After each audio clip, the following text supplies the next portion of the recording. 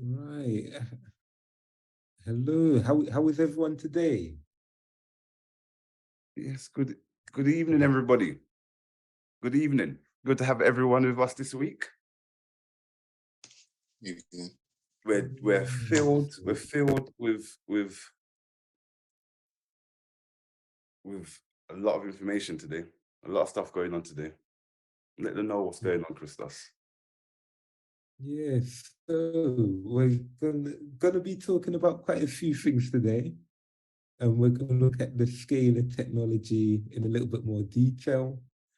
With for who we got Charles also talking about the technology, and we've got a new guest on the show, Terrell. Everyone, welcome and big up Terrell on the show, and he's going to be talking about his experience and his journey, mixing up with some of the science, and just to give you everyone an overview of what's going on. And then I'm going to be touching on a little bit about the ultrasound technology and then how sound waves can be used for healing. Yeah, so yeah, it should be exciting. And yeah, sit back and enjoy. Um, so just a quick one. How is everyone feeling? And has anyone got any quick burning questions from the last one? And we can tell you if we're going to cover that today or even answer it very, very quickly. If not, I will assume everyone is well and we're ready to get started. So, yeah, so how is everyone doing? Yeah. Everyone can hear us loud and clear? Any comments? Anyone looking Hear you loud forward and to this clear. one? All right, You perfect. see? Right. So, what we're gonna do? So, we're gonna start off with. Are you gonna speak a little bit first, or we go straight into Charles and myself? Well, I'll speak a little bit first on the technology. And then when Charles come through, we can expand into that a bit deeper. So let me just share my screen. All right. So yes, good evening, everybody. So we're going to go through scalar technology and other phenomenon today. Then it all really connects and comes back round to itself, like a full cycle. So when we enter, so what's going to happen? I'm going to go into scalar technology first, give like a little background, open up, should I say, clear up from last time, because there was a lot of information. So now we just want to give a little overview of that information there, and then make it more applicable to us and to technology.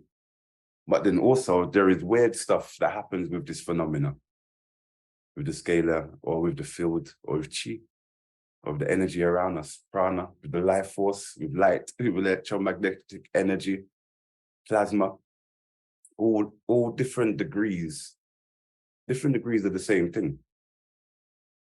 So second part, we're going to go into phenomena. All right, so let's get into the first part. All right, so when it comes to scalar technology, whether the technology be use of your own personal body, and that will be through doing some qigong, some meditation, some transcendental meditation, some internal work, some reflection.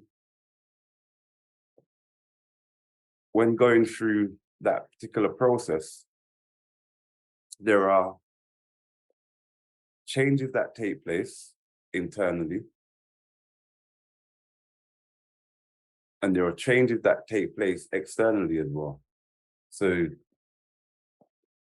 with the qigong, for example, when you're practicing and you're going through intention to change your vibration and your frequency from, let's say, lethargic, heavy state to an energetic, upbeat state, all that involves one's mind and one's mental state. And it's literally through your mental state, through your heart, mind, intention, how things are transformed when we're practicing an internal art, when you're doing a ritual, performing some kind of magic, doing some kind of chanting, anything that requires an internal process. There is always what we call mental transformation, transforming something from one state to another. And this changing from one state to another is happening also with the scalar field, or with what in Nigeria, the Igbo would call the chi field, when one is taken directly from this field and transforming stuff, this mental process here. So mental transformation is essential to the process of changing something from one state to another. And it needs to always be in the back of one's mind when embarking upon this journey here, what mental state one is in. So this is taken from the Kabbalion, this quote here: mind, as well as metals and elements, may be transmitted from state to state, degree to degree, condition to condition, pole to pole, vibration to vibration. True hermetic transmutation is a mental art. So when we're changing something from one state to another, this is an art. When we mix it with the knowledge of science, this is completion, like yin and yang coming together. So the manipulation of scalar technology all starts with mind. When it comes to the body, when it comes to utilizing the machine, it is a similar thing. It's all about intention. Intention of what you want to create, what you want the outcome to be. So if we even take it out of intention of direct mind intention, but we take it into a broader sense of intention, let's say we have an image of a virus and an image of a person. We've got a scalar device there, and because the scalar frequency of this device is set to detect a particular bacteria that is out of resonance, out of phase, so therefore, you put a picture upon that, this device will detect whether there is anything, or if this picture has any signature or energy frequency that is similar to that frequency, and it will change it. But see, you don't require the direct mind intention of, let's say, our mind to do that. That's like the mind now of the bacteria, or the frequency of that, because each thing had its own mind. And this is what we're entering into. When we look into the Kabbalion and we look into the concept of minds and this idea of transmutation, that we find that there is mind on all planes, whether it be planetary, whether it be animals or plants or water. Mind exists on all these different levels, and all these different levels of mind are accessing this field of energy in order to create energy.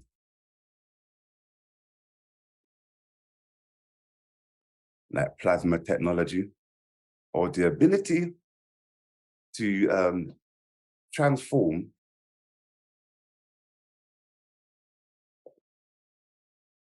hold on a second here, everybody.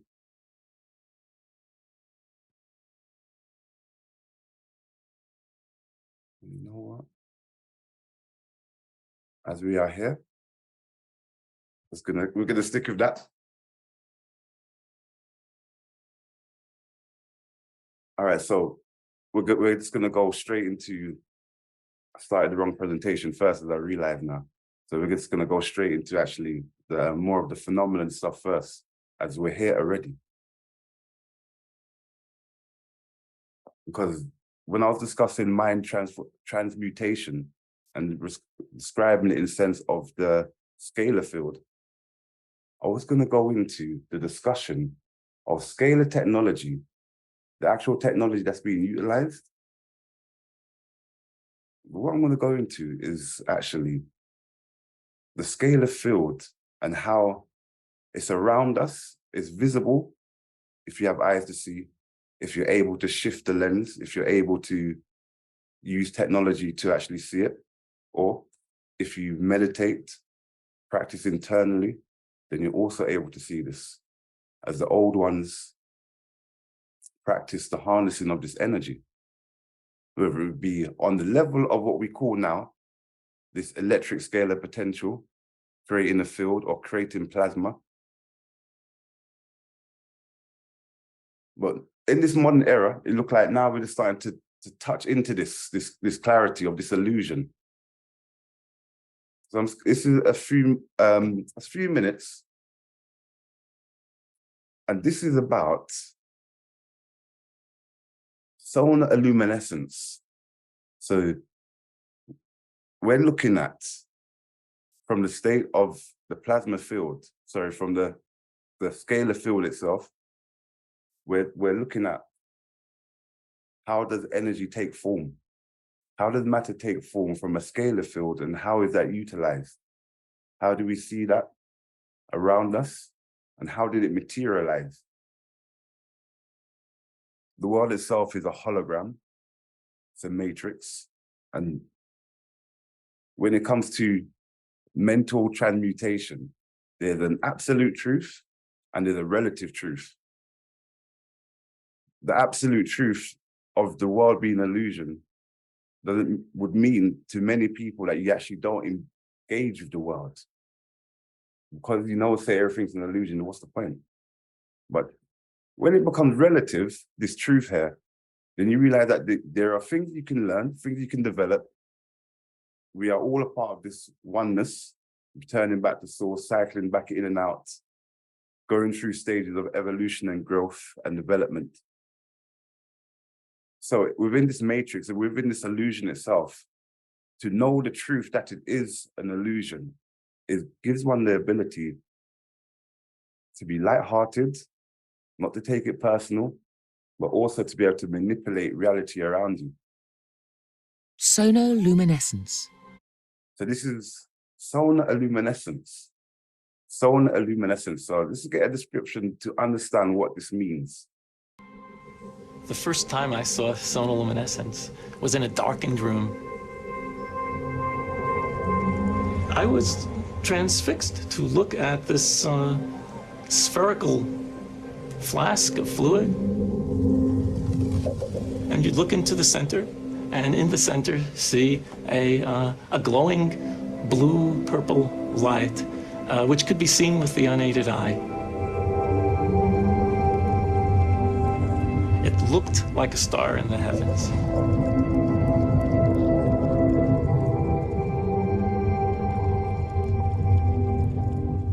Seth Putterman called it the star in a jar, a tiny spot of bright light contained in a flask of liquid.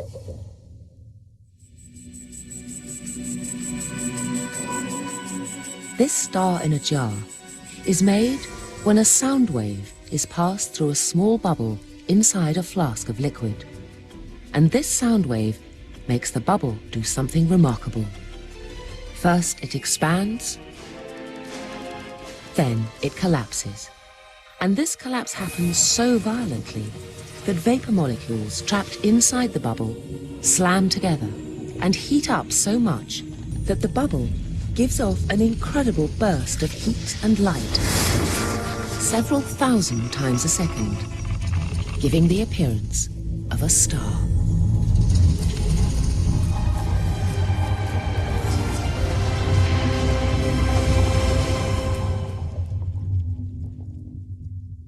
What made the phenomenon so exciting was the temperature of this star in a jar. On its surface alone, the light burns at tens of thousands of degrees. And Seth Putterman now contemplated a tantalizing possibility. Could the core of the collapsing bubble be even hotter? Hot enough for fusion.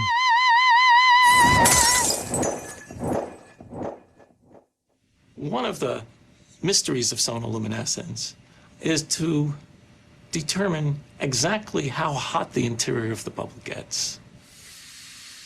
In the sun, Okay. So a little background. Sonoluminescence. Okay, so we've got this sonoluminescence. Stay with me for a moment. The star in the jar, the temperature internally can be very high, let's say. Let's just continue for a moment. So we've looked at the creation of this possibility. Look into the heavens for a minute. Let's see, what do we see when we look? And there are many videos depicting what we're going to see here when it comes to this matrix and light, sound.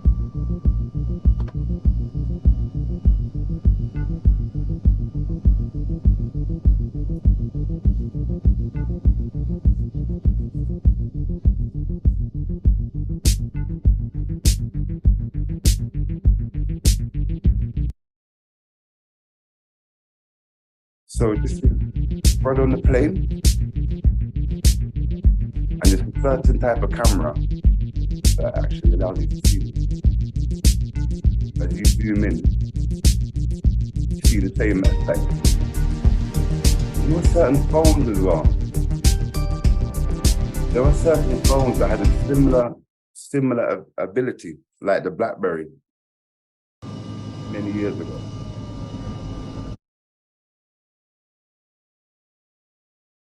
We have this now looking deeper into space. We know about as above, so below. I'm just going to jump into the center. So this is the particular camera, the Nikon P1000. So in this, it shows the difference between what NASA shows and what is seen.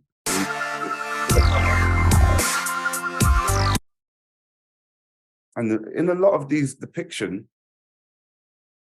it looks like this, or it looks like a ball. Okay, let's see, because I'm going to show you what Jupiter looks like, because we're thinking about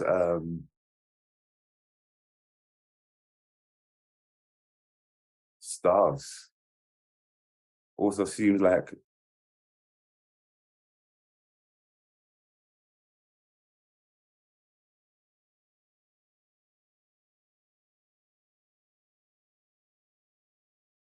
planets have the same effect.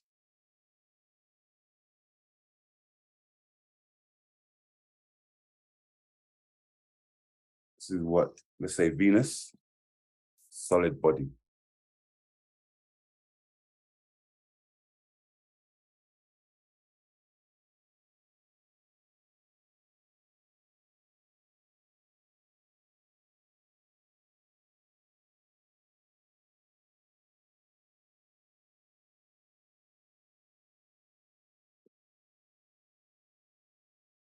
All right.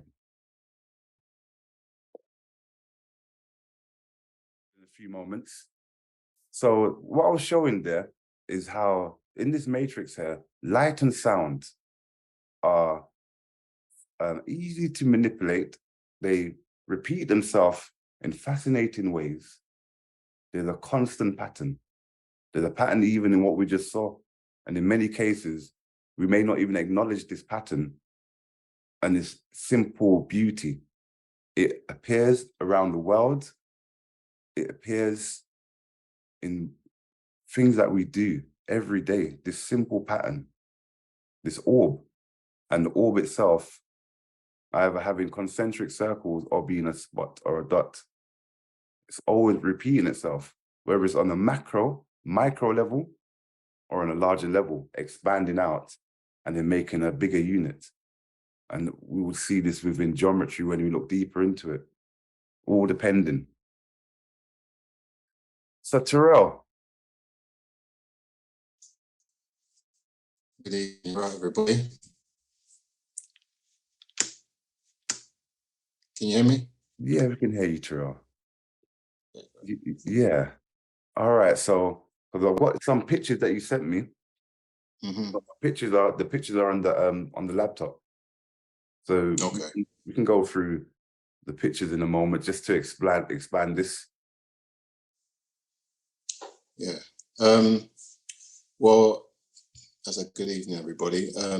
This is only my story and what I've been observing over a few years, since something, how can I say, I noticed something and it intrigued me back into trying to understand, how can I say, what the phenomena was. And throughout the years, I've been doing different research, looking to different people, just to try to identify what was what I saw and what was captured on the day. So I said, it's been a long time, and I'm glad that this platform is here also just to give a voice and make everyone aware that these things are about, and it goes from the micro to the macro.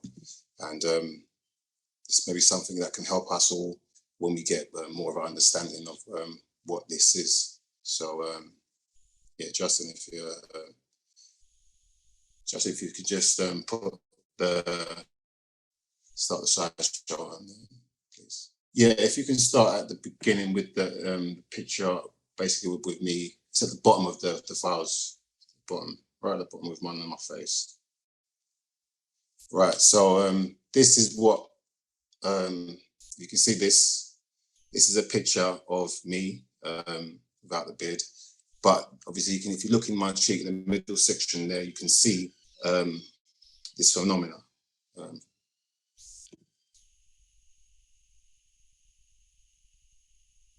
Just cover it up at the moment. Just lower it. Did that stop changing everything? And then you have it where you can see it a bit closer. Okay, so this is what started my journey again into just a different understanding of what was going on. So a picture was taken of me. This is what I saw, and then from that point there, now I'm trying to understand what this is. What was it? What was going on? And it's sparked my interest in what this phenomenon was. This shape's been around for, I think, from the beginning.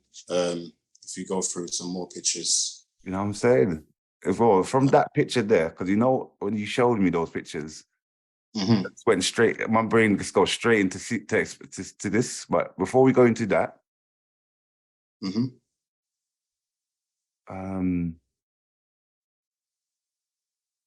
you know, it's the set of pictures that connect with this. So this picture there is a painting from one of the artists. What's her name again? Did I send some information about her name? Do you remember her name? Her name is quite interesting to spell. But she was, I think she was one of the first abstract painters, I think in about I'd say maybe like 16, 1700s. I think she was a Swedish painter, and she's done a lot of paintings. So that was that phenomenon there. And this is basically the shape of the concentric circles. Circles were going into circles. The nesting of, this is so this is the same shape, same function, which is drawing energy into the building. So this is the same phenomenon that we're just trying to go through to see where people are doing designs, where it's beneficial. This.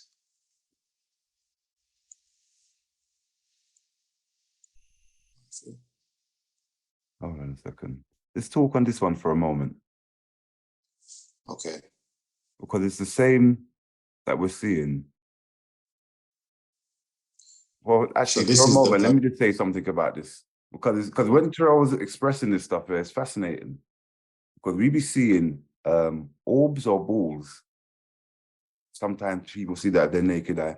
Or people will take an image or a picture and see an image come up on the camera, or red eye or something around the face or something. And cameras have changed a lot. So in the more modern cameras, those things are being edited out in the technology. But in the past, there was a lot of this seen. But it's something fascinating about that, though, in the sense that the void in the plasma or in the space, you see how here,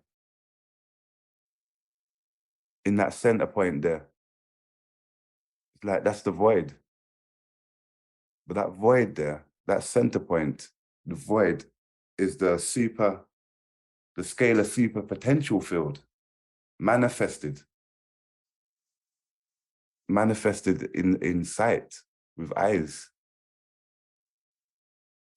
Yeah, so obviously that is like plasma. There's different forms of, so I'm still learning as much as anybody, still learning. So, but what I've learned for example, biogeometry is the shape has power. Depending on how the structure is, it can help. You know, there's certain spots, energy cross lines where you can draw in energy. And this is a place in Africa, which with the same form, which is a bigger form in nature.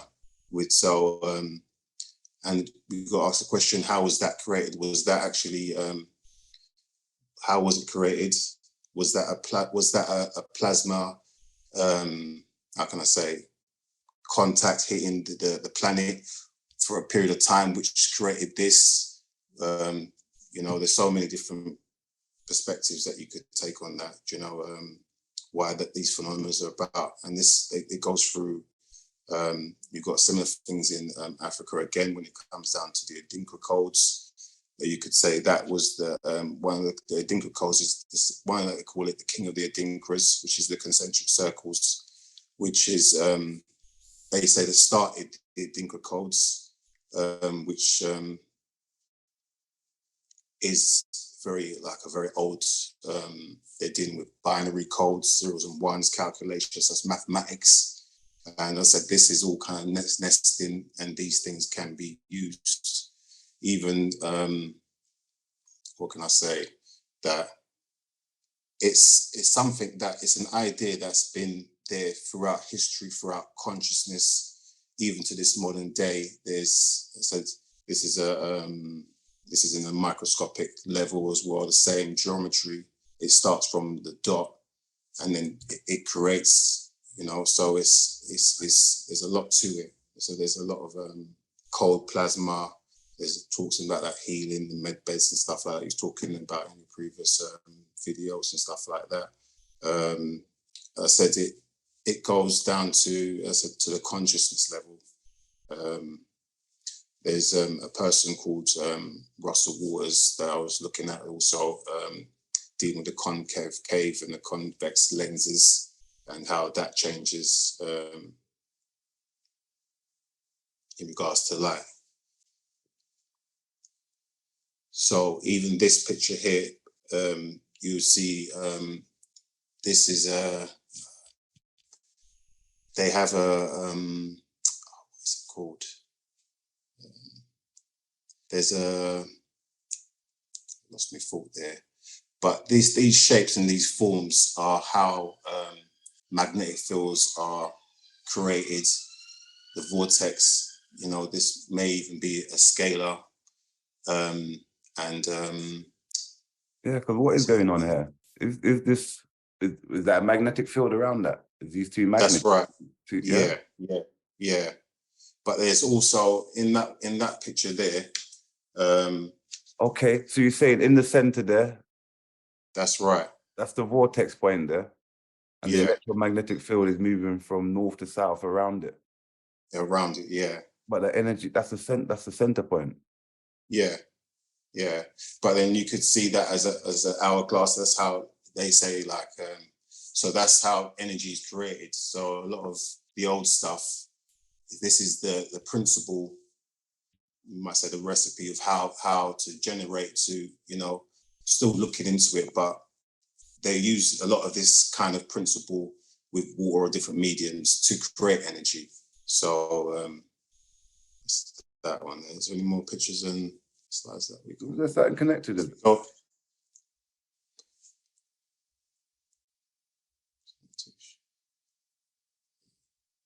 Oops. Right, so this picture here now is from a lady called the Dove Lady that I found on the YouTube, and she was able to use lights to get to the microscopic level and look at this phenomena. So this is the same kind of phenomena you'll see that was on the video that previously on the plane when the picture in the camera.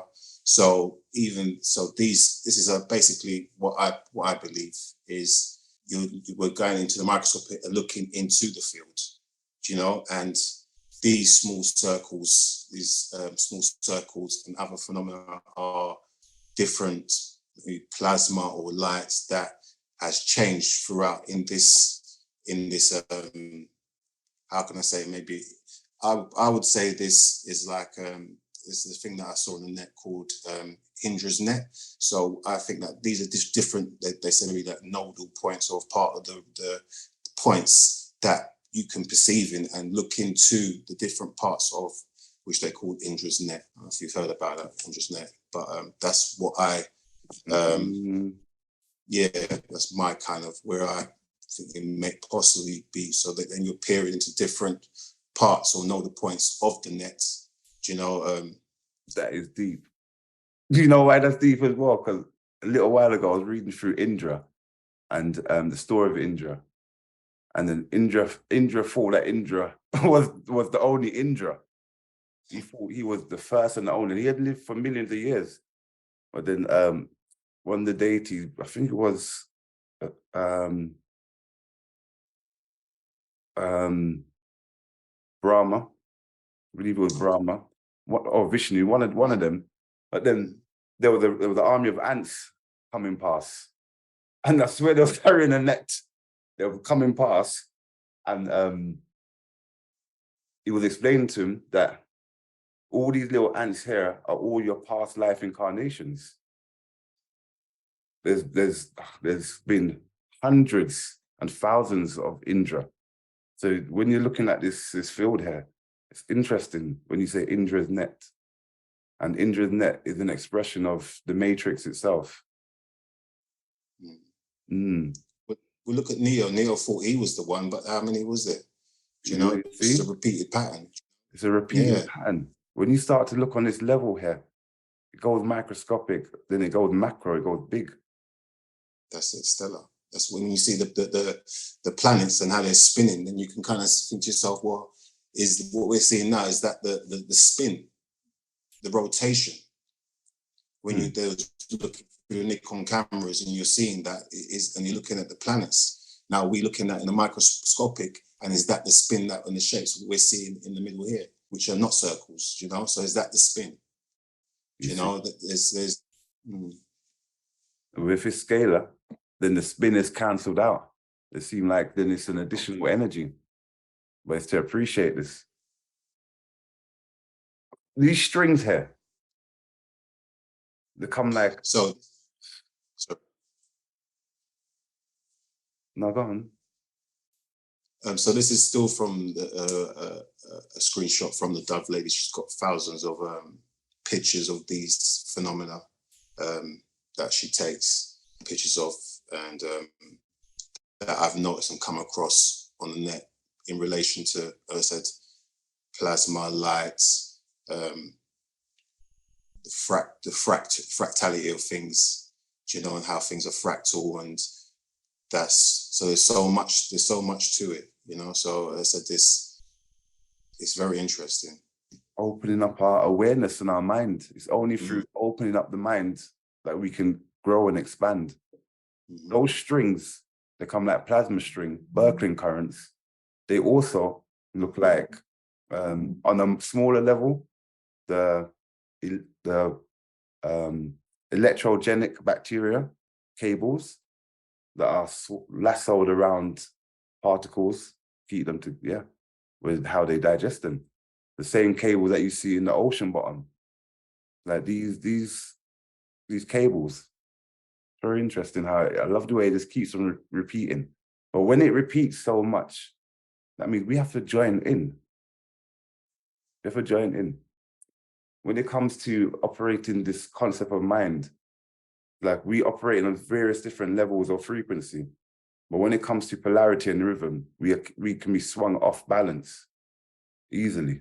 So then the idea is to operate within the plane that you are able to control the laws and then flow with the laws that you can't, or the plane that you can't manipulate. But then it's to connect these planes together to be able to know where you can control or manipulate or change from something from one state to another. This is groundbreaking stuff here, what we're talking about. It just brings a deeper level of clarity.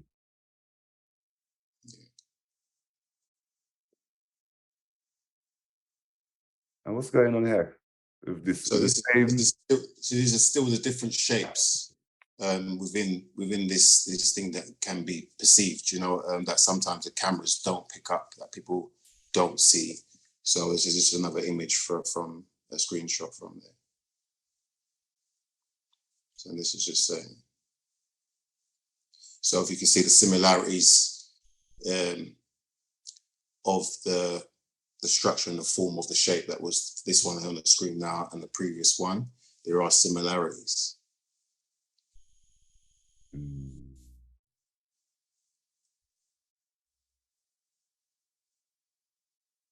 Subatomic particle. So this is just a bit of geometry. Vesica's Pisces is in the middle of the two circles, center point, expansion. So I think, oh wow. Right. So this is another picture that made itself present, which is the same form, but this was, so this is repeating, yeah. So this is another picture that we found, and it's the same structure, the same form that was captured on camera. So this is a device that gentleman, I can't remember his name, but this was in, like I say, when a little while back, and it's to do with the same type of technology, the same form and shape. That was for medical purposes as well. Okay. Let's see what. That technology looks familiar, you know. I think That's plasma. If you go, right, so that's him. That's the gentleman there, George, there using his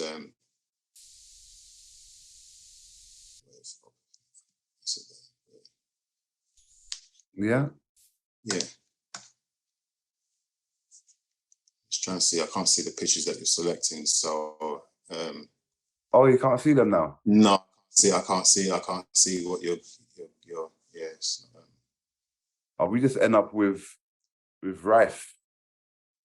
I think that is the last pictures though, you know. Okay. Still just trying to understand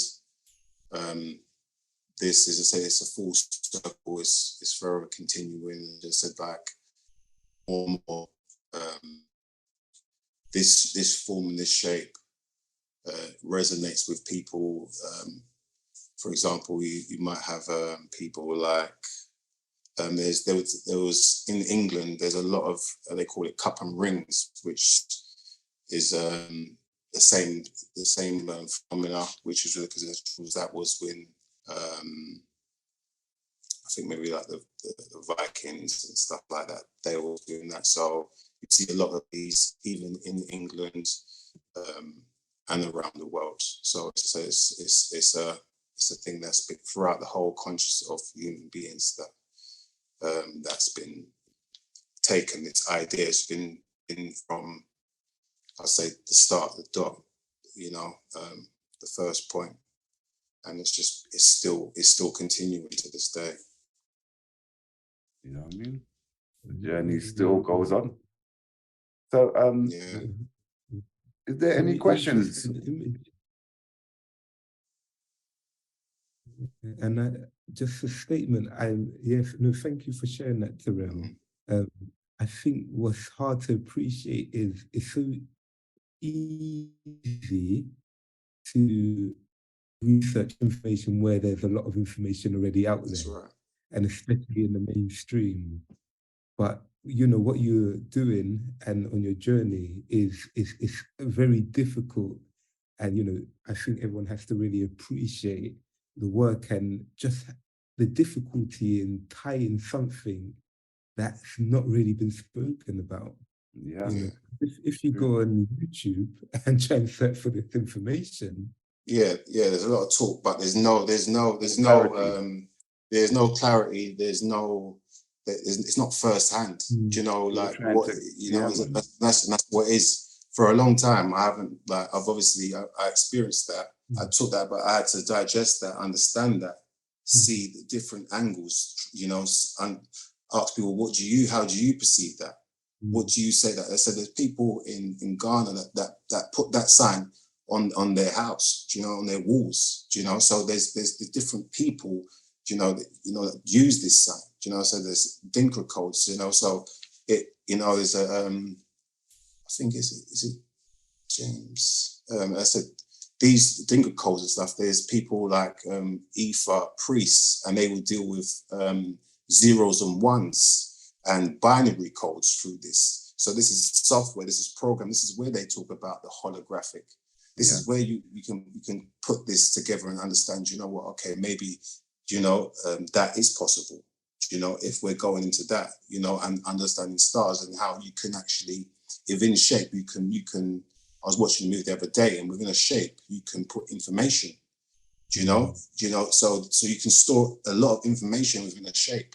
So it might look to you that it's just a shape, but that shape has information, but it just looks like a shape and has no function. But if you understand what it is and what's going on, then you know, unless everybody's looking for the recipe, you know, everybody's looking for this understanding of what's going on, you know. And there's been certain people in time which had a white understanding because it was the same thing that they were repeating throughout the different fields. That's where it's easy to understand, and that's where their learning curve, their understanding was great, you know. And that's why it's just about understanding the most simplest thing, and the most simplest thing is always the hardest thing to sometimes understand. Appreciate the circle, the dot. Yeah, you know, the first beginning, you know, like, so it is, and when you haven't got resources or information to understand what is happening, you know, what is going on, it's only when you get feedback,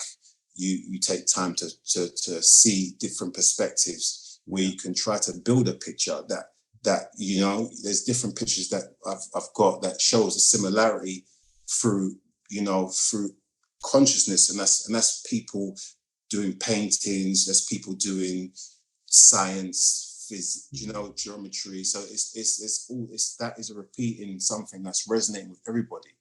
You know, everybody could see that shape and think, well, I've seen it before. You know, like in some form or fashion. You know, what it's used for, what's going on, we don't know, but it's used in different ways. You know, and one of the videos when it comes to the petal patterns is the interference patterns and how they use beams, you know, to I said, when they go into beams and stuff like that, and that's to do with healing and stuff as well. I said, I haven't got a great understanding, but I know there's people coming on that's got a more understanding than that, and that's why I need to gather information and also share, you know, as well, so people can think, well, what is it I've seen today, or what is this, and has anyone said this to me? And it is about sharing, you know. So today I said to myself, I'm going to share this, so you can at least see it once in your life, and then if you see it again, where you can say, well, I've seen it, and you can maybe put two and two together and work this thing out, you know, for the greater good. No, it's really good. And just a question I have, Mm-hmm. it's a general question with technology. And do you think there's an appreciation of, you know, the people that are creating the technology now in terms of these AI, maybe computers, and some of this technology that you're talking about? Do you feel it crosses over in some way, shape or form? And then the leading one to that, our technology and DNA and the kind of link between. Do you know what? I think, you know, obviously you got what I'm showing, what was shown to me there was biological. You know, that was a different type of thing, you know, where someone could simulate that as technology. Do you know, I think when it comes to, but when I think about it, it is all one and the same, because it depends how it's the language and how it's written. Do you know, like we're biological, but they're saying that, okay, it's a matrix, but then that means the language is binary. Do you know? So that is what we saying. Integration. But it's binary, it's binary, Terrell. Yeah. Yeah, that's the language. A Adinkra codes, the Adinkra codes are like the language, the DNA of the cosmos. So those symbols are like it's like the sequences that link up the whole spiral together. But also within them codes as well, is that they give like them signs. That's why there's different signs in regards to these Dinka codes, and they have meanings to it. So that's why it has meaning, you know. And it said that one with the concentric circles was the one that created all of them. It's just like in geometry when they say the dot, and then you have the circle, and then it moves over there, creates another dot, and that's how you get the seed of life. And then you start moving around, and that's how, you know, that's what I've understood to be how it moves, you know, through my understanding. See the same thing in embryo development as well. Yeah. So it depends on how, you know. It said how big is that? You know, is that how far is it? You know, is it continuous repeating fractal? You know, so it's, you know, on every plane. Yeah. Mind operating on every plane. And mind has a language. The universe has a language. Yeah, no, so really appreciate what you put together, because that's not an easy feat there. Yeah, so it's not. Well done. Yeah, do we have any questions at all? We got Mitch said thank you for sharing.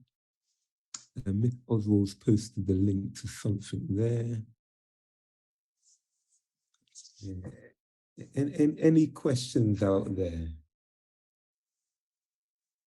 Right. I think everyone's still digesting. You know what I'm saying? Trying to understand what they just saw. Yeah.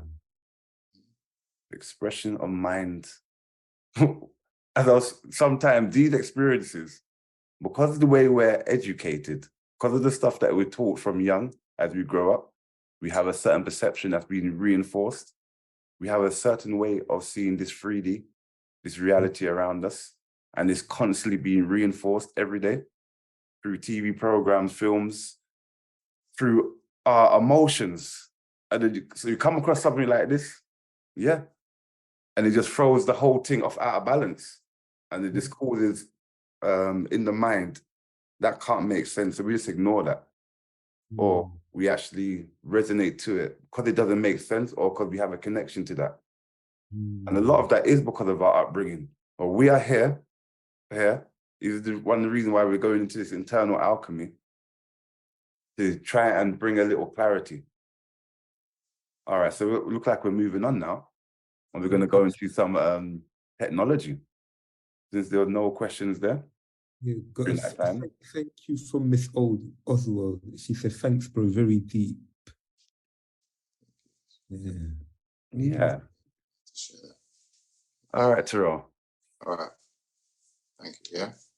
Thank you very much. Yeah, definitely giving me some new planes to explore, you know.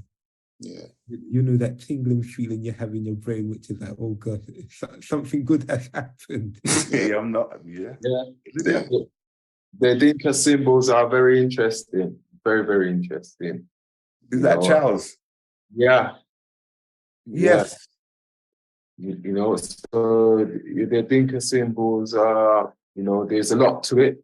It does take a deep study to comprehend exactly what's going on. But yeah, I resonated with a lot of things that Tira was saying there. You know, and yeah, later on we're gonna probably add some one-on-ones and get some more zeros because it is coded. I'm telling you. Oh man, I just love the way the Dinka symbols now have just taken on a whole life of its own as a concept, and it's just spread across the whole world. And I'm sure it's actually being utilized much more in AI technology. The actual Dinka symbols of the Akan people. I'm sure it's the actual Janami, all them symbols that we see and we know, using those spirals. Yeah. I mean, look at the Ankara logo. You see? Deep, you know? and that's over 13 years old. Take it for granted in plain sight, you know. Yeah. In plain sight. Beautiful. The DNA, or such say, the language of the cosmos. So Charles, it seemed like we're going to go into some of the technology now. Yeah. You want me to share my screen? Yeah. Yeah. Okay, let's see if I can share my screen. Let me just pull you on that one there quickly. All right, go for it.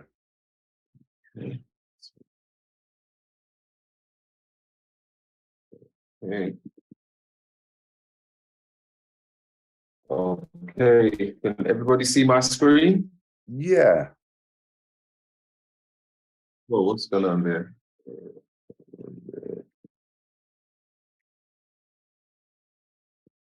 Right, yes.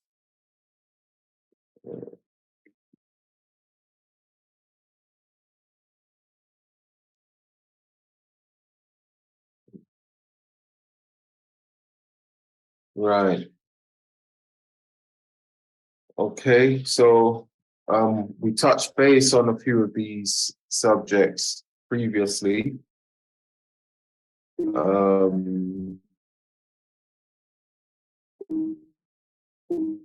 Whoa. Yeah. So I do like this quote here from Marcus Garvey. People without knowledge of their past history, origin, and culture is like a tree without roots. Again, the Dinka symbols is our culture and our past history. So it is something worthwhile looking into, and the further you go, the more clarity you'll get. Right. Well, I suppose you all know who I am already, so we're going to skip a few things here and get down to more of what I would say is the nitty-gritty. Okay, so again, I'm going to play a quick quote from Marcus Garvey. We must give up the silly idea of folding our hands and waiting on God to do everything for us. If God had intended for that, then he would not have given us mind. So we have to expand our minds, especially if you want to understand these technologies and stuff, you know, we have to dig deep. We can't sit and just wait for it to come to us. They say, seek and you will find. Okay. So again, our ancestors done a lot of great things. You know, one of my favorite deities is Imhotep. You know, he was the god of medicine. And for those that know me, know that, yeah, I'm deep into health. He was the god of science. You know, he was a master mathematician, you know, and he was a master astronomer.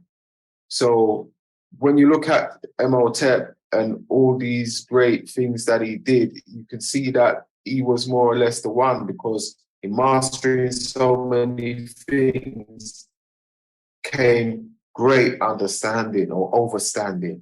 So this man, he was really great. And, you know, it's no doubt that he was a master of many things. And when you add all these things together, you know, he was gone past being a genius.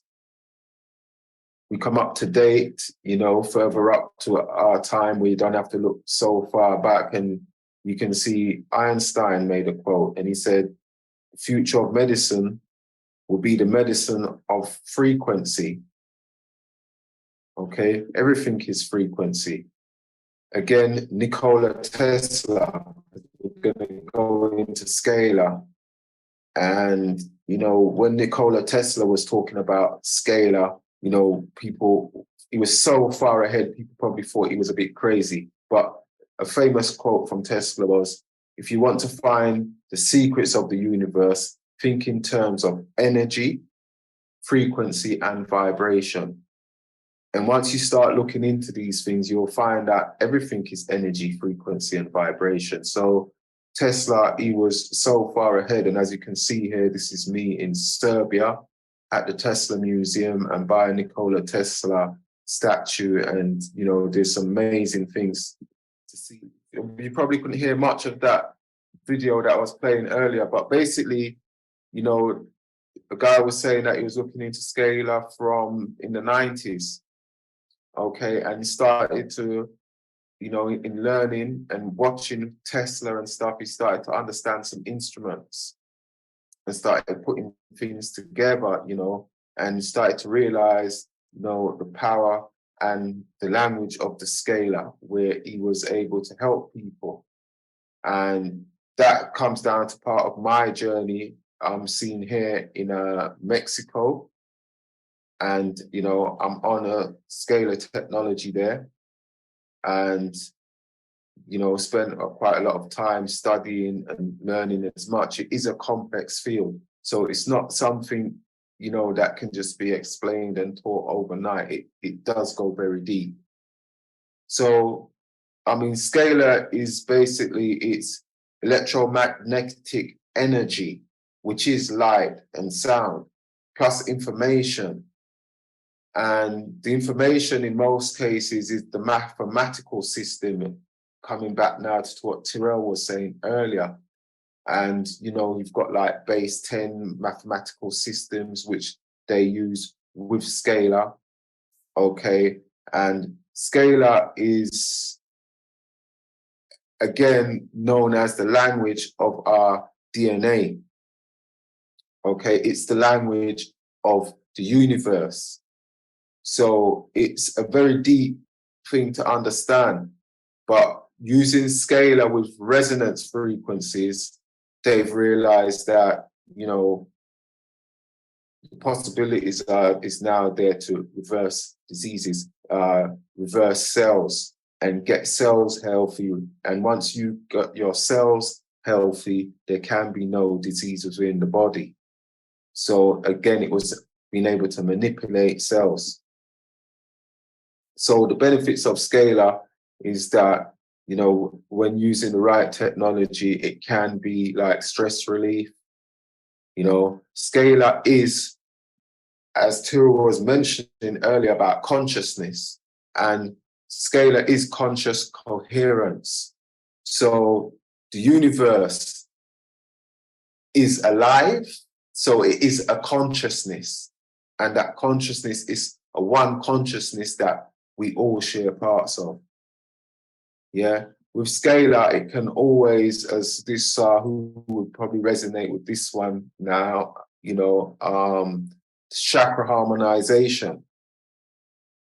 So, you know, when you're connected to the right level of scalar, you know, it can benefit these three systems for sure. You know, and, you know, this is the chakra system, and all can be within balance, and each crown of the chakra operating at the right frequency. You know, we are amazing beings and our potential is phenomenal, but it's about going into self and being in tune with self. You know, so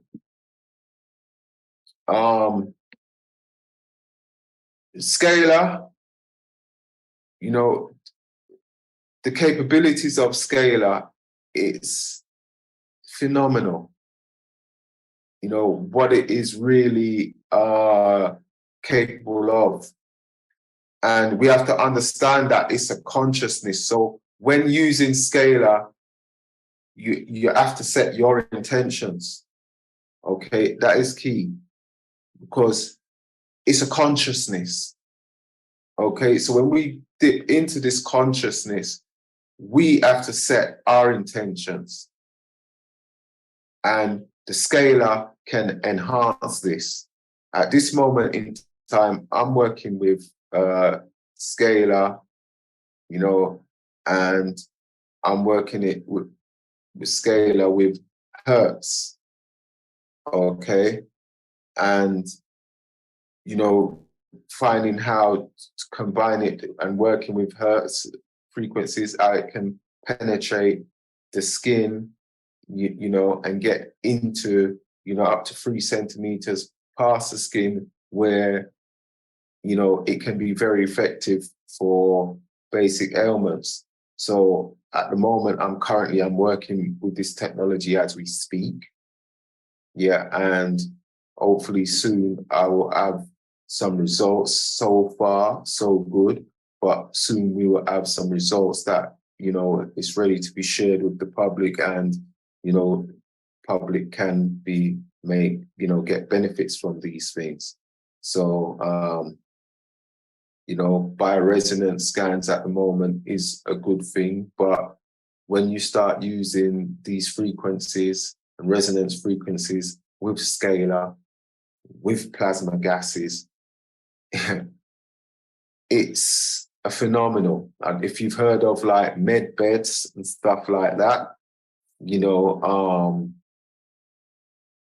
the future is looking very good. So we might be thinking that we're going through a bad period in time or a rough time at the moment, but we had to go through that to be able to embrace what the future has in store for us, especially where health is concerned, you know. So looking into frequencies and trying to understand frequencies and how the body operates, how your organs operate, how the universe operates, because remember, the universe is within us, okay? And the language of the universe is scalar. So it's all already there. Scalar is the language that communicates with your DNA. Okay, so if we can tap within and tap into our DNA, that's where the all-knowing is. Right? We can also get energies and frequencies from organic plants and fruits. You know, every cell in our body is like a battery. You know, it cells. So if we keep healthy cells, there's no disease within the body. And plasma with resonant frequencies can keep the cells 100% healthy, you know. So as I've said to you, scalar, it is the language of the universe, and it's the blueprint of our DNA. You know, again, I'm working with terahertz, you know, and that's the ability, as I said, to penetrate through clothes and even skin, you know, and get to certain points of the body that needs that frequency there. You know, also, you know, we've got the quantum field, and quantum energy that energizes our cells and increase energy.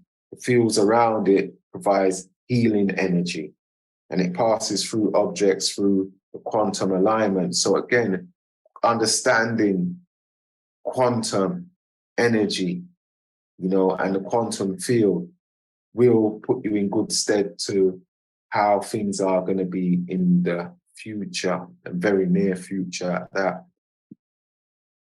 You know, again, the properties, you know, the Greeks look at him as, you know, the father of medicine, but if you study deep enough into properties, he will tell you that he's a student of ML Tech, which I mentioned earlier. And the properties said, the natural healing force within each one of us is the greatest force in getting well. So again, we have that ability within us, the same ability that scalar has, but it's about us being able to tap into our DNA. So everything is within. There's no doubt about that.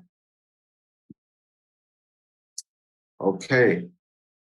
So, you know, for those that want to get in further contact with me, I do run a clinic, you know, and things are going to be moved into that clinic. So for those that are interested in their health, you know, you can contact me for sure. Let's stop sharing the screen now. Okay, guys. Yeah. So again, scalar, frequencies, plasma, you know, the quantum fields. There is so much to understand. And I know that I've shown a few of those slides previously. And the reason why I've shown them again, because we have to start to try and comprehend these things to understand and go deeper into what, you know, the frequencies, energy, scalar, you know, plasma, understand how they work and how they can be combined for the greater benefits of us. But everything is within. Meditation, it's just so crucial in this time, because all the questions that we ask, the answers are already within. We already have the answers. It's about the ability to tap in and get these answers. It's already within us. All is the universe is within us. Thank you, Charles. Yeah. Because, you know, we're going to keep on the same theme that you're talking there. We're going to keep in that same space. And then we're going to bring in Leon. I see Leon has joined us. Yes, greetings, brother Leon. Greetings, greetings. How's everyone doing? Yeah, we're all good there. Good, good. Yes, I. Yes, yes, yes. Yeah, because yes, Christos. Well done. Let me bring in Christos there. Big up, big up, big up, big up, big up. Yes. Yes, evening. Yeah, yes. Because, you know, true, Charles has gone touch into the scalar and the same technology as well, the bioresonance technology as well. Because what I wanted to do, well, I've got some slides there with some technology. Yeah. Yeah, that I wanted everyone just to say a few words on, to see what everyone thinks, or if anyone's used them technology. But before we do that, go ahead, Leon. So with the bioresonance technology, like I've been doing scans, doing client consultations, and it's very interesting what comes up on them.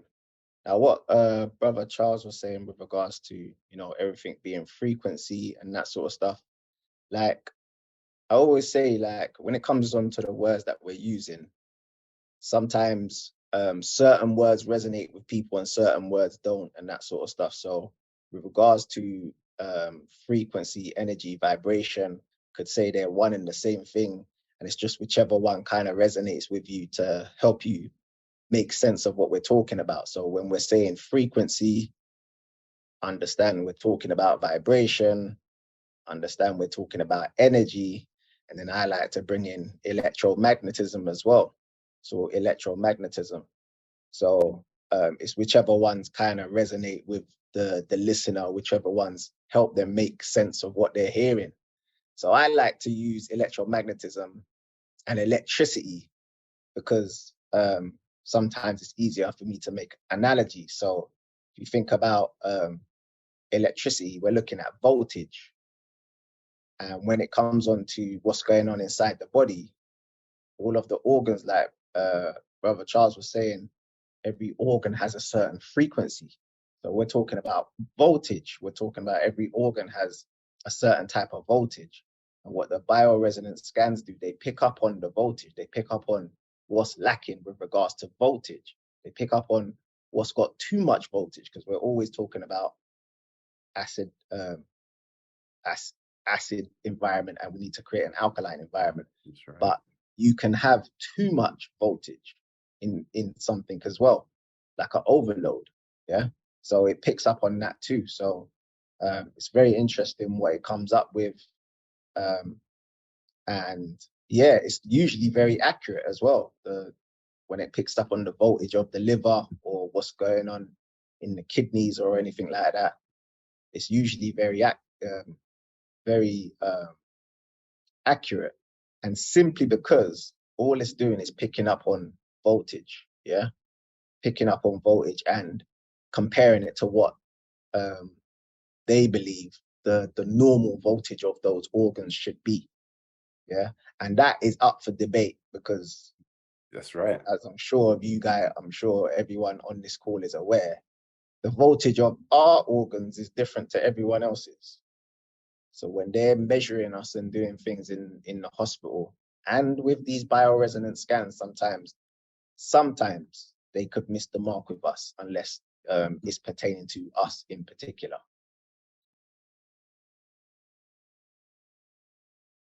Yeah, just showing some images of the technology that you're referring to. This is the kind of stuff that we're utilizing.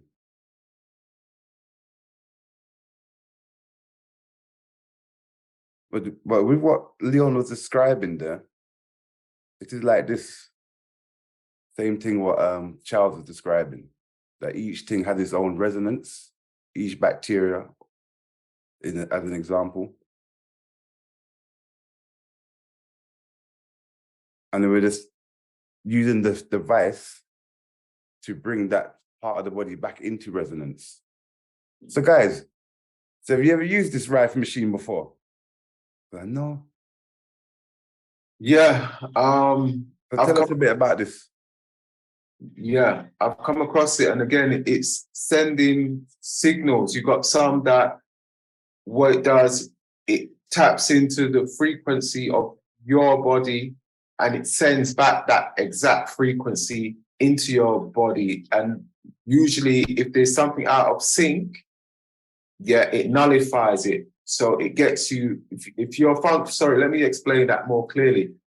If you've got an organ or something that's functioning, it's not functioning at the right frequency, that rifle can pick it up and it sends back that same frequency into the body, which nullifies the functioning of that organ, which can reset it now to function at the frequency that it should be functioning on. So it's like they're drawing in a frequency which comes from you and reversing that same frequency and sending it back into the body. So yeah. What about a technology like this? Because there are a few of these. I see you wearing the devices here. Yeah. Have you got any one of these here? Yeah, I've got both of those. The Rhythm and the Data Ellis. Those two. I've got 3 of those different ones there. You know, and sorry, which one? This? No, hold on. You said this one? No.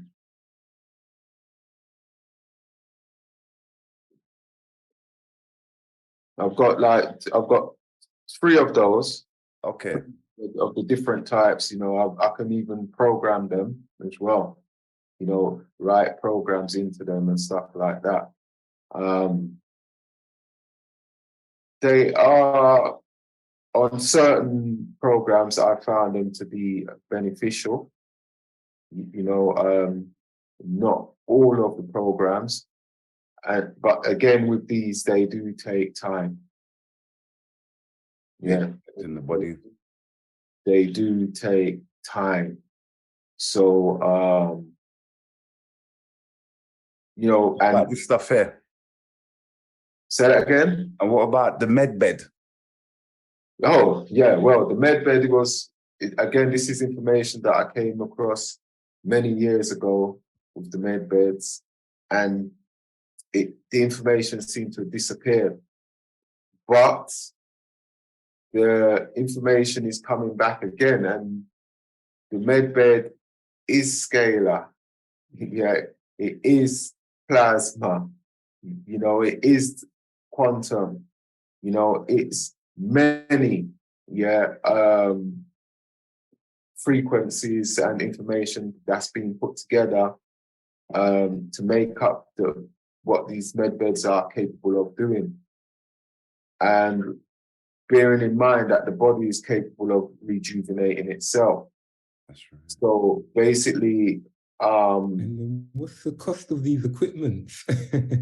Whoa, this is the extreme cost. Well, This is in the millions, no? So it's like again, there is equipment out there very similar to the med bed, and you're looking at, say, £80,000 upwards. I think it would be more than that. Now confidently, it's £80,000 upwards. For equipment of this level that we are speaking about. Med beds, then it goes on, but also, we have to be very careful when we're looking at these equipment again, because there are some people that's advertising like med beds out there and stuff like that. And, I came across one and I looked at it and I went in there and, and they were saying, oh, this will, it will do everything for you, but it will nullify the God gene. And I was like, handbrake turn. But hit that reverse, and I'm on the reverse, because what do you mean mess about with your God gene? So again, we have to be very careful because of so many things that's going on, and population count. So we have to be very much mindful in how we get entangled in these technologies. We have to know, okay, who is behind it. There's been technologies where they've saying like, they could sort out frequencies through a phone, medbed frequencies and stuff like that, where I've spoken to people, in different countries. And then when I started to really get into the conversation, all of a sudden, to speak to the main man nowadays, like I'm asking certain questions and it's like with these equipment out there, it's like, a big kitchen knife. And why I say it's like a big kitchen knife, because, we can go into our kitchens there with a kitchen knife and chop up some vegetables, chop up some fruits, and make a meal that's going to be so healthy and rejuvenate your cells and get your body functioning as optimum. Then you've got some of those youngsters out there that will take that same kitchen knife that you've got, go out on the road and take a life. So is the kitchen knife bad? No, it's not the kitchen knife that's bad. It's the intention of the person that's holding it, which earlier on I said to you that you have to set your intention. Now, also, what was the intention of the people that created certain devices? What intentions have they put into these devices? So again, this is why I say with Scalar can be a very good thing, can also be a very bad thing. We have to know, what we're doing and get that greater understanding before we can really say, okay, we're going to put that in our community. Because you could be putting that in the community and be thinking that, you're doing a great job for the community, and, it's not doing what we anticipated that it would do. So again, we have to remember that we have that ability, everything's already within. And the deeper we can go within is the more answers we will find. There are some people that cannot go that deep within, so they need the technology. to assist them, yeah, for them to go to that level. But with the right level of meditation, and having our organs functioning at the right frequencies, yeah, we can go within. All the answers is there. Yeah, as I said, scalar is the language of the universe, and the universe is within us. Entering You into know, the so scale field. again, Sahu, you know, I think you might be able to resonate when I'm saying it's all within. That's it. You know, everything is within. So, you know, there's a lot of machines out there on the market. There's so many, but we have to be mindful of which one we choose to personally go on ourselves and choose to introduce our communities to. Because we have to remember that the devil's at large. It's truly a journey, Charles. And when you say go within, to me, that's like the inner voice. The inner voice itself being a different time, space, location, like a direct access to the scalar field. This inner place, that darkness. Yeah, I mean, tapping into your DNA, because everything is within your DNA. So, like I said, when I first came across the medbed, this was like many years ago, when I first got a glimpse into it and looked into it, and I thought, wow. Then it disappeared. I could not find anything. No. And then when I was trying to find things, it was a different information now. And I was like, something don't sound too right there. Then I saw one where they're saying that, oh, you lose your God gene. And that was like, that's the thing. Start playing with your mitochondria.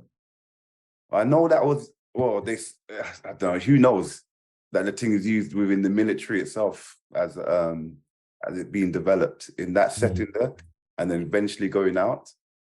But when we go to the lower technology, like the electromagnetic resonance technology, the stuff that we can actually wear, those electromagnetic fields that are moving through the body, moving through a vacuum and having a positive effect on the body. It's that same frequency there, because, you know, as Leon was saying, how the system generally set up now, who's being tested, the frequency of organs. Yes. We say it's all DNA, isn't it? And DNA itself resonates at a certain frequency. And if DNA resonates at a certain frequency, when you're testing subjects, that means it's going to be a certain frequency. If you have a different DNA, and I know they describe about like a range, let's say. Yeah. But even when I remember looking at it, when it comes to like vitamin D, or like some of the ranges of some of the minerals, they're still not in that, so it's not in that range for us, let's say, or for those people that require greater minerals, because we just pack more minerals in a smaller space. We pack more minerals in a smaller space, and therefore we require more mineral uptake. So that means our frequency would be a higher frequency, because there's just more cells in a smaller space. In that same space there, more minerals, more communication, there's more people in the room. So that's the thing, isn't it? It just gets a little bit, so this is a different conversation. So I'll tell you one thing. There was a doctor that I went and I done some training with. He's a former doctor. Yeah, he's now more classed as a homeopathic. Now, he said that he stopped being a doctor because he found that he was not helping, he was not curing anyone. When he went into homeopathy, he started to get more results. Now, he had the bioresonance machine, which was meant to be next level. Now, the way that they use this machine to test, people that don't look like us, yeah, he was picking up their points pretty easily, because he'd pick up certain points on the body to test and pick up the frequencies and send frequencies, okay? So he was like, but when it came down to people that look like us now, it was like he couldn't find the points. Okay. Was Yeah, it and he's calibrated? trying to pick up. And he's, hold on, but then when he puts one of his people on there, it's like, yeah, boom, the meter goes up, hits the point, reads the point, you know. And you know, I've done a lot of training with him, understanding the bioresonance side of things, you know. And it, one day he said to me, goes, Charles, it was just me and him, and he goes, Charles, I find it hard with your people to try and find these points. Like, you know, you've got to really search and search and search to get these points, to get the signal, because everything goes back to the signal that comes on the meter that tells you, like, you can pick up pathogens and stuff like that. And, you know, it's the meter that goes and it shows you that, okay, it's picked up something. But with our people, it doesn't pick up so easy. And that's when I looked and I thought, is these machines for everyone, or is it for a certain type of people? Was it when it was created and tested on other people, and then when it comes to us, they're finding that it's not as it should be, you know. And the interesting thing I found was him trying to pick up these points. You know, it was easy on these people, but when it came to us to find the point, yeah, it was hard. That was hard work. And you never had a explanation to that? He was quite puzzled himself because he's been working on these things for many years, many years, you know, and, you know, getting his results and that, you know. But when it came to, once he started to come amongst me now, and then he started to have it was the theory and everything and how things work was brilliant, but then for the technology now to be proven to work, it'd be working on us. You know, I was still waiting, and I'm still waiting, and still haven't closed the door. I've left the door half open to see, like, you know, are you gonna have a breakthrough with somebody that looks like me? Yeah, show me that this is stuff for your people. No arguments there. I've seen it. The information and, you know, of how it works and what it's doing, great. But the machine itself, is it tuned enough to deal with us? Because, like it or not, we're not all the same. And as you say that, Charles, I'm thinking it's okay, it needs calibrating, yeah, for I don't know how to say it, for I don't know, Caribbean, African people, I don't know, black people, melanated beings. But I'm thinking to myself, it probably requires, if it's calibrated to Indo-European people, then it probably would require calibrating to Chinese people the same way, calibrating to actually Indian people the same way. Well, And I know he's done a few Chinese people. Yeah, he said black people. He doesn't know what it is, but it's hard to find these points to get back that reading on his meter that tells him that, yes, it's because the way the meter goes, it only goes yes or no. You know, Like the simplicity.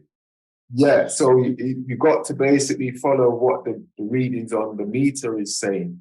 So, and, you know, that's where I've had to, like, say, hold on there, you know, is this thing really gonna work for our people?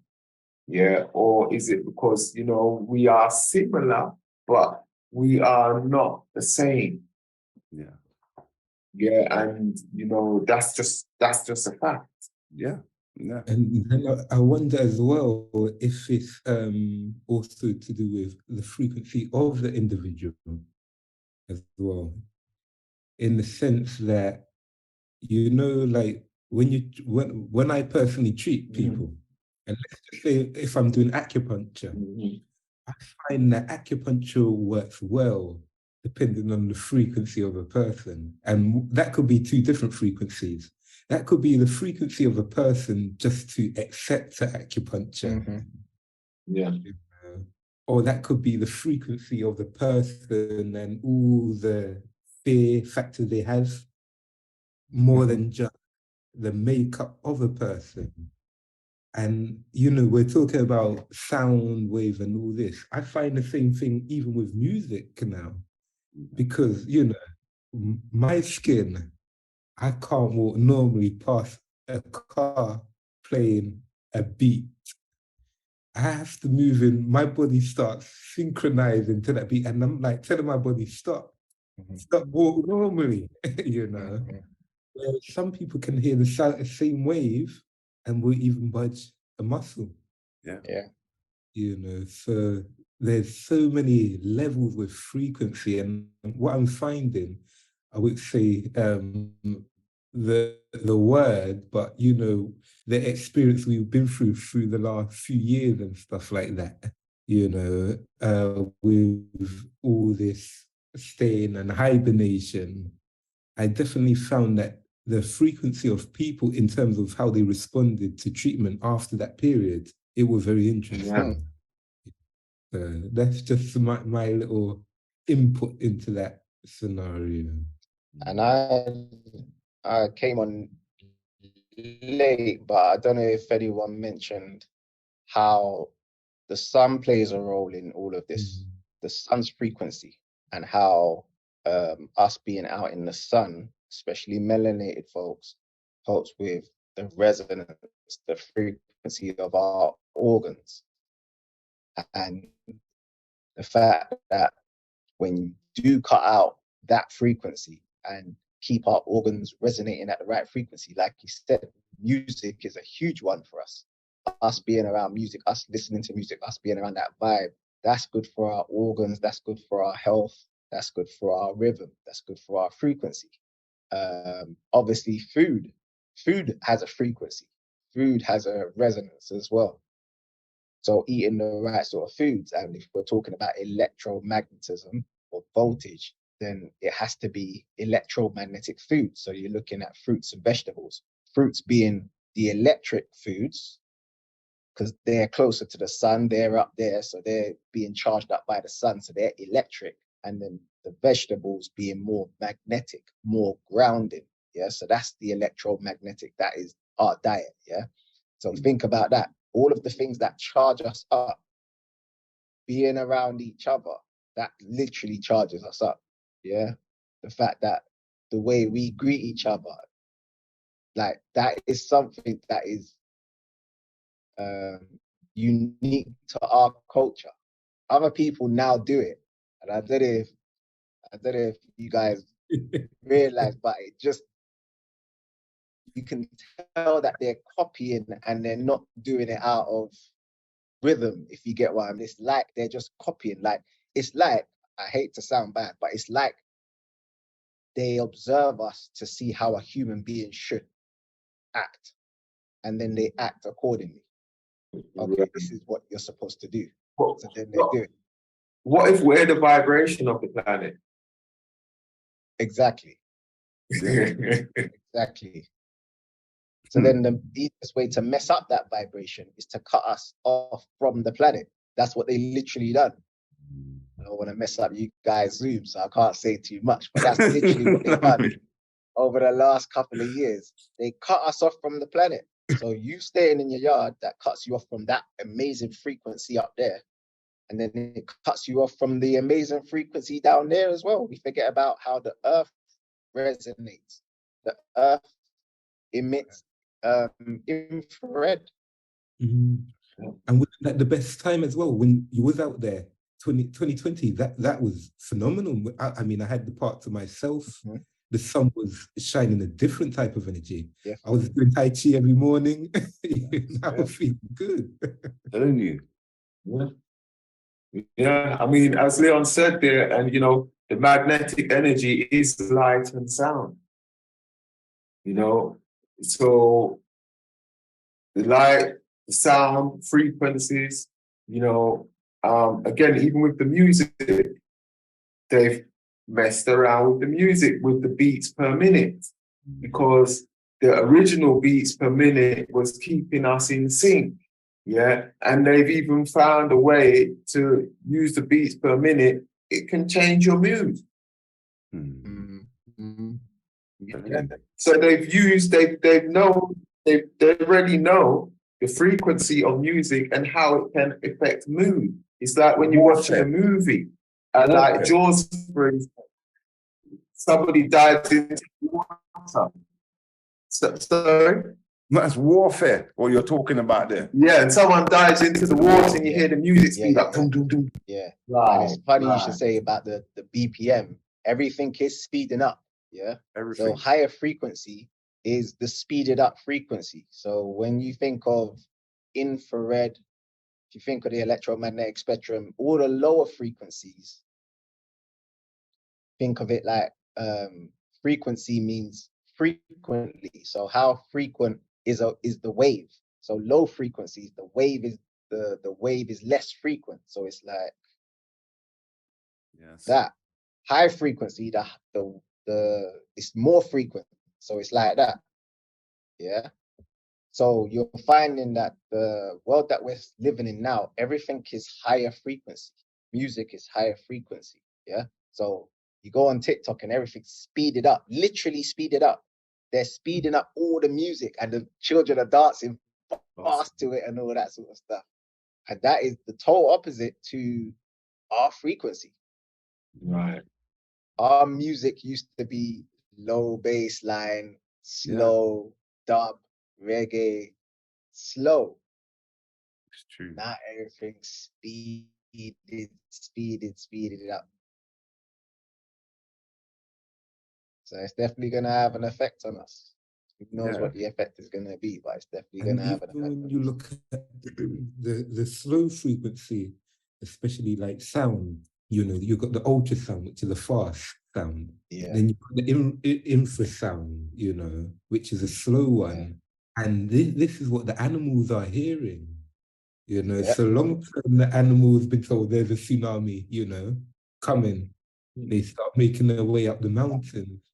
We're not in tune that things are happening to us, which I definitely believe could be avoided, you know. Even the vibe of a room, you know, you knew you shouldn't go into that room or whatever, you know, but you did, one, because you either ignored the sign, the frequency, or you just couldn't hear it. And I think most people are just not hearing it. I mean, have you seen these days with the phones, how many people, for those of you driving, how many people are like almost stepping out in the road with their phone, or just right on the corner of the pavement with their phone? And I'm like, this is unbelievable, you know? You drive, I'm on transport, and it's amazing. I'll be on a bus, and people will be on the phone, and I'll be hearing sometimes 10 different languages. Or everyone, you look left and right, and everyone's got headphones, or they're in their zone, in their own personal little bubble. No interaction. And as a result, no one will move through the world. You know, there's natural order to reality where things flow around each other. But when everyone's in that disorganized state, people just bounce off. Everyone just colliding off of each other. People be walking down the road and they'd be knocking each other. It's amazing. It's like a traffic jam or cars. How in certain countries, like when I was in Ethiopia, they don't follow the rules too well. They're following a different order here. Everyone's driving in some kind of weird way, but there is no accidents. Everyone even though they've got lights, everyone going through the lights. Maybe it's the time that I was there, long time ago, but they got lights, but those follow the lights. Everyone's just driving when they drive, no accidents. But everyone's focused in the.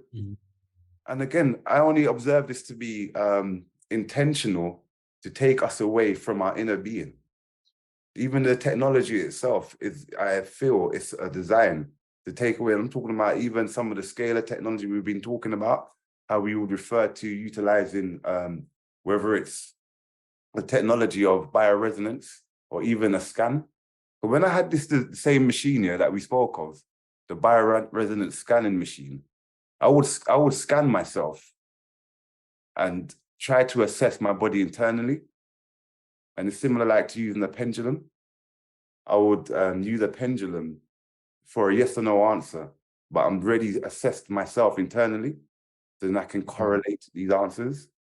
So then I try to rely upon my own internal mechanisms. And I think this is where we as human beings need to go forward. We need to go back internally, use all these technology around us as a way to understand ourselves internally more deeper. And from that point there, grow internally. And then everything around us will literally mimic our internal reality. And same as technology. I think we are coming to an end soon, you know, brother. Yeah, one thing I'd like to say quickly, and I'm going to try and find it for next time and show. Donald Trump, he made a speech at one point and he said, in the future, no one will be dying from cancers and heart disease and such things. Now, for Donald Trump to make such a statement, and he obviously knows something. And this was around the time when they was looking into the med beds, and the med beds were, you know, I mean, they've been using the military camps and at NASA. And these are where the top scientists are on when it comes to the scalar and stuff like that. NASA and the military, because they've already been using these things for a long, long, long, long time, you know, and At least with 20 bioresonance, with bioresonance, I found it to be, the way that I'm using it, I found it to be pretty accurate, because I've had clients come and I've told them things that's going on, and they was like, wow, yeah, that is happening. So they are useful to a point. Scalar is going to be like the remedy for the future. I can already see it from the information that I've seen, and that can be the way we go. But as I said, we have to be sure that we get the right one. Yeah. So again, the source of the scalar is very important. Yeah. To know, to make sure that we are getting the one that's going to be letting us oscillate at a better frequency, and not one that's going to be programming our DNA to something that we are not. So it has to enhance our DNA and not program our DNA to something other than what it should be. I've got a challenge for everyone, and it's based on what Sahu said about getting too much in the technology. I have a confession. Me, when it comes to technology, even on the sat-nav business, it's horrendous. And it almost feels like a part of my brain is missing in that dynamic, you know, because when I started driving, I was at the sat-nav, you know, back in 2013. No, not 2013, I lie, even later.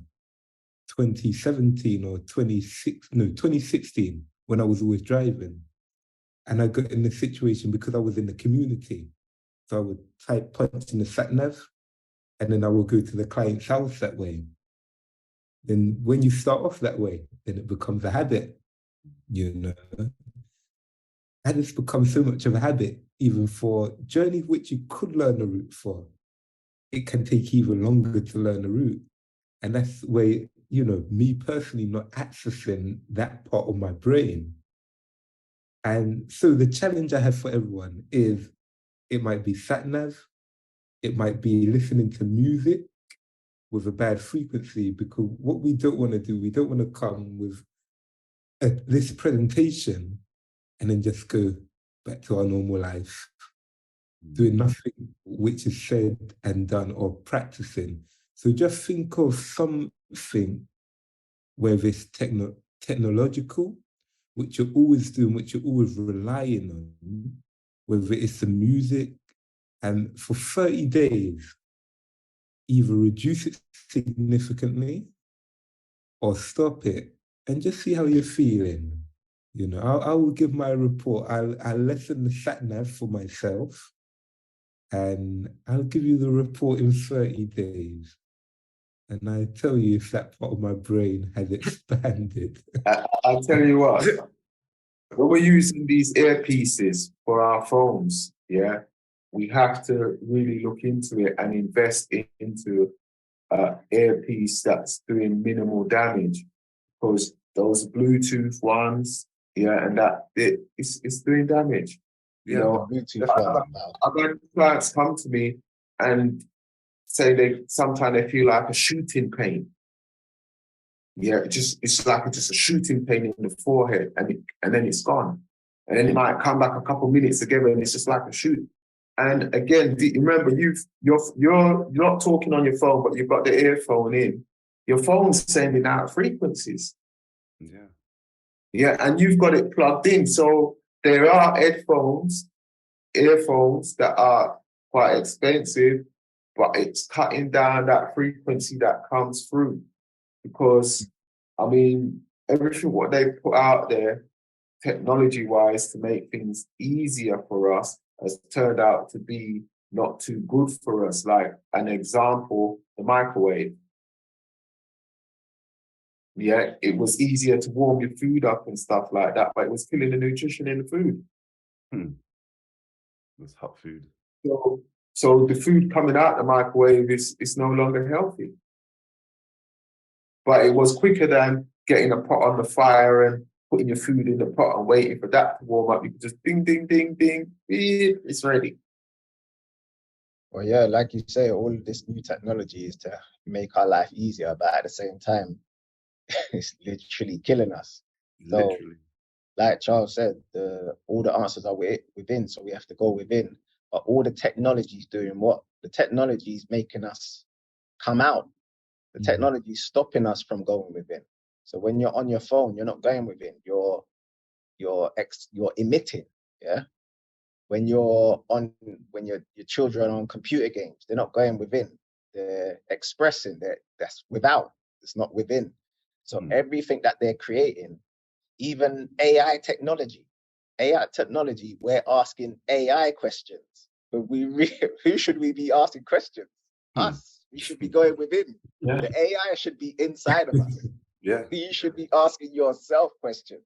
But now we've got these things where you can ask AI anything, and then the AI thing is going to respond to you and give you an answer. Everything is to stop us from going within, from finding the answer within. So instead of going within, we're using technology to try and find answers. And that's we're literally feeding them. Yeah. All of this new AI technology. Where do you think they got all of this information from? Right. Us. Yeah. Us. When you go on Facebook, what do they ask you for? What is on your mind? Tell me what's on your mind.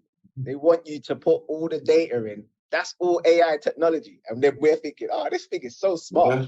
Yeah. It's literally using our data to create these AI robots.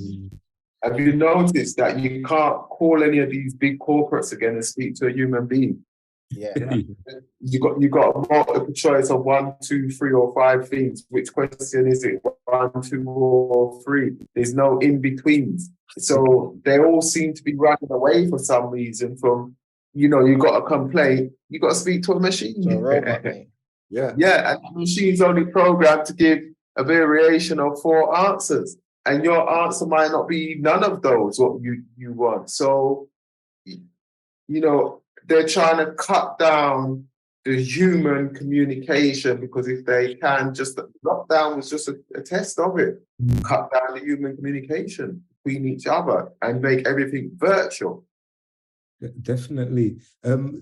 Terrell, I want to hear your perspective. You've got a good, unique mind there. Yeah, I'll just say, we need to come out of this concrete and go into nature. That's what we need to come out of, and spend time in there.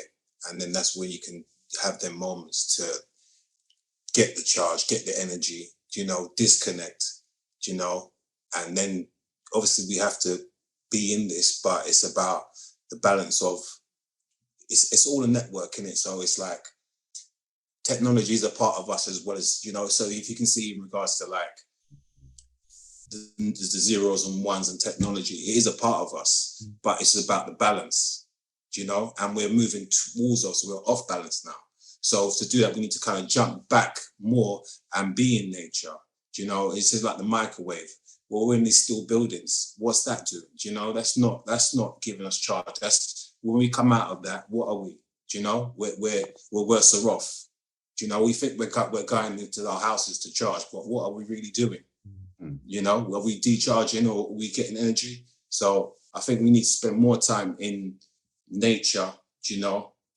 Think about trying to like disconnect from all this electricity, obviously all this energy, it can be good it can be used as a knife or it can be used to heal. So we just got to know that in our environment, we could be kind of mindful of that. I said the earpieces, I didn't know about the earpieces in regards to, you can get ones to lessen the destruction, the radiation of what's going on to us. So I'll be looking into that myself because I spend a lot of time with the earpiece in my ear as well. So just got to be mindful, and I just try myself to spend time in nature and use the technology, but so there's just balance. So that's what I was meant to say there. Thank you. Yeah. Technology can make you a lot of money to nature. Of course. Yeah. That's the illusion, isn't it? That's the illusion. Because then the money that it make you, as Leon said, it take you further outside yourself, further away from your inner self. The money is the illusion, but the real illusion is how people convert the money. They keep it money.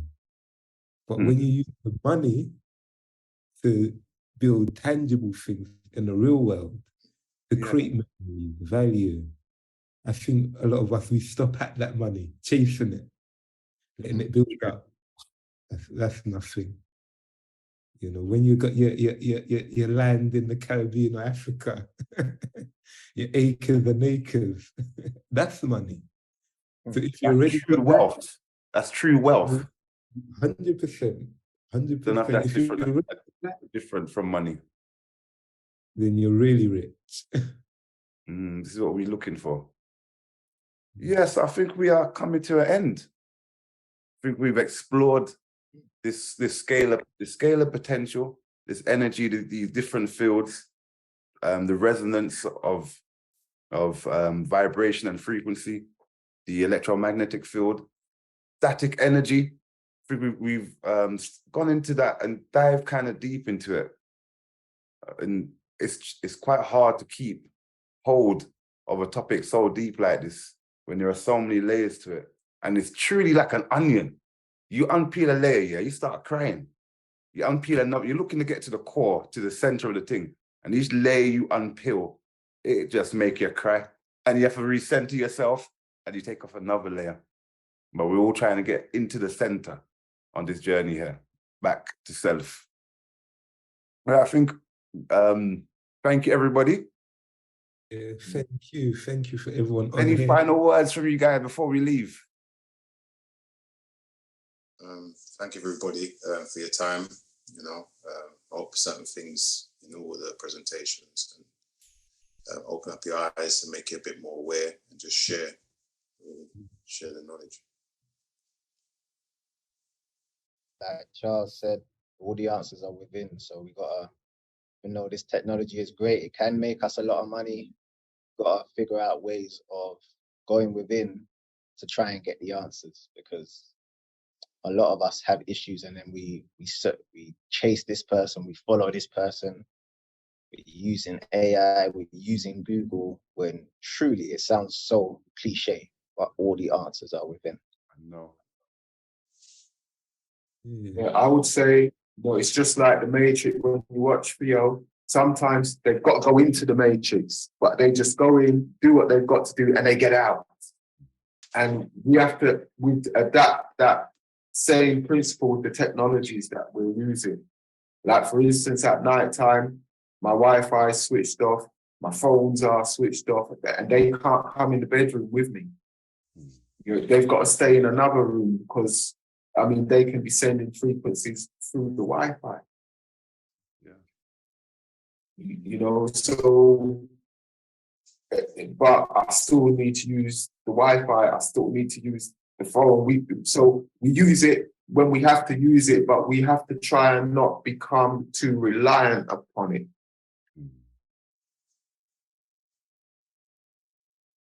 Definitely.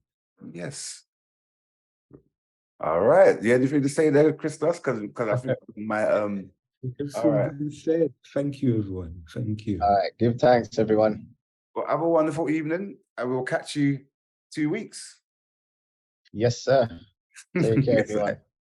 Yes. Take care, everyone. Stay safe.